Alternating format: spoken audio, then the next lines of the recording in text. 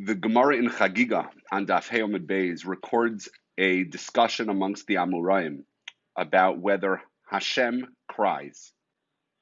The Gemara initially makes an assertion that Hashem does indeed cry for the destruction of the Beis Hamikdash, and that's challenged when Rav Papa is quoted as saying that there is no such thing as Hashem crying.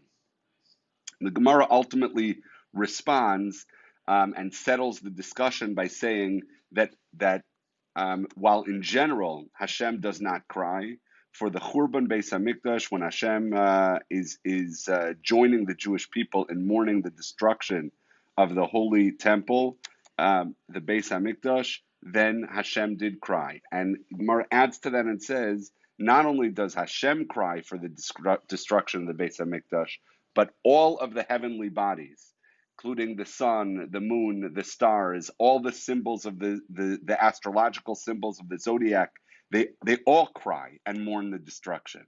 And that's what this Kina Hey, the final Kina that we read on Tisha B'Av night, is drawing from. That there is in fact crying that is taking place amongst all of the heavenly bodies. And that's what you have when the Kina begins on Ana Bechia B'Tzion U'Misped B'Yerushalayim. How long must there be mourning?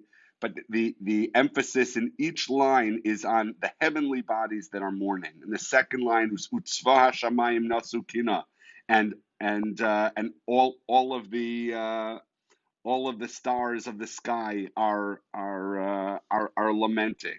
And then on the next line, Va'af Mazalos Yizudima, and even the constellations, the astrological signs, they are also shedding a tear. And each of the astrological symbols is referred to in this Kina. When you get to the letter Ches, it's all written in the order of the Aleph Beis. You get to letter Ches, it's Chashach Hashemesh v'Yareach Kadar. The sun darkened and the moon was lost some of its light. V'Kochavim u'Mazalos asfu nagam, and the stars and the planets withheld their shine.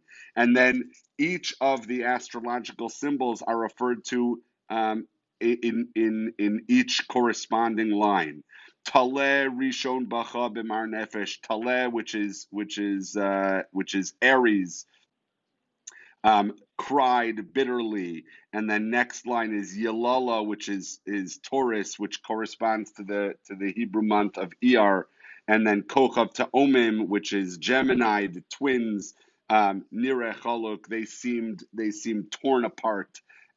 Each of the astrological symbols of the zodiac is also joining in this mourning, and it just drives home this idea that when we're mourning the destruction of the Beis Hamikdash, we're not alone. That it's not just the Jewish people; it's the Jewish people together with Hashem and together with the entire heavens are joining in mourning this bitter destruction.